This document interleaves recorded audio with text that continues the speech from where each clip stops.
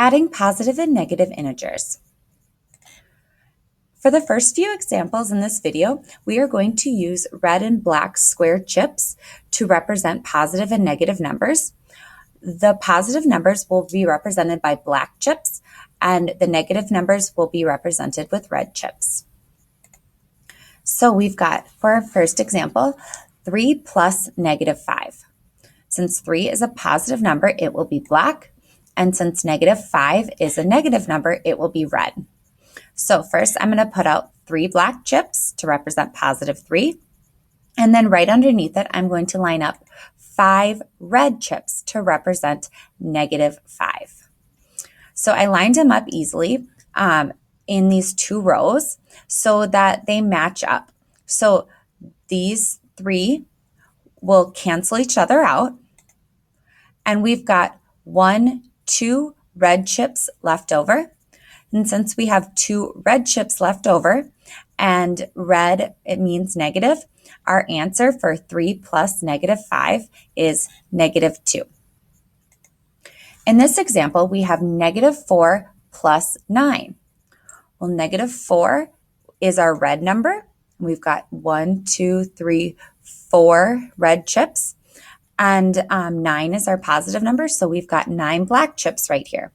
Again, we lined them up in 2 rows where it's easy to match them up and cancel these ones out from one another. And when we've canceled these out, we've got 5 black chips left over. That means our answer is positive 5 because black is the positive number. Now we've got negative 10 plus 1. We're going to put out 10 red chips and 1 black chip to represent positive 1. And I lined them up in 2 rows like this, so it's easy to cancel each other out. So here are the chips that match together. And then we're going to cancel these ones out. And we've got 9 red chips left over. So that means negative 10 plus 1 is negative 9. So there are some adding integer rules that we can follow instead of having to use this chip model every time. So one of the rules is a positive plus a positive equals a positive. When adding 2 positive numbers, the answer becomes more positive. For example, we've got 6 plus 4 equals 10, and 20 plus 30 equals 50. In both of these examples, the numbers are getting more positive. We also have a negative plus a negative equals a negative for another rule. When adding 2 negative numbers, the answer becomes more negative. So for example, we've got negative 10 plus 2 is negative 12. The answer is becoming more negative. And we've got negative 100 plus negative 50 equals negative 150. When we're trying to add a negative and a positive number, there's a different rule we follow. First, you find the difference of the 2 numbers, then use the sign of the number with the greater absolute value. So here we've got negative 8 plus 3 equals negative 5, and then negative 4 plus 12 equals 8. We're going to do a couple examples with this rule. So let's first review the word absolute value, because in the rule you have to use the sign of the number with the greater absolute value. So absolute value means how far a number is from 0. It means to remove any negative sign in front of a number. So the absolute value of 5 is 5. The absolute value of negative 12 is 12.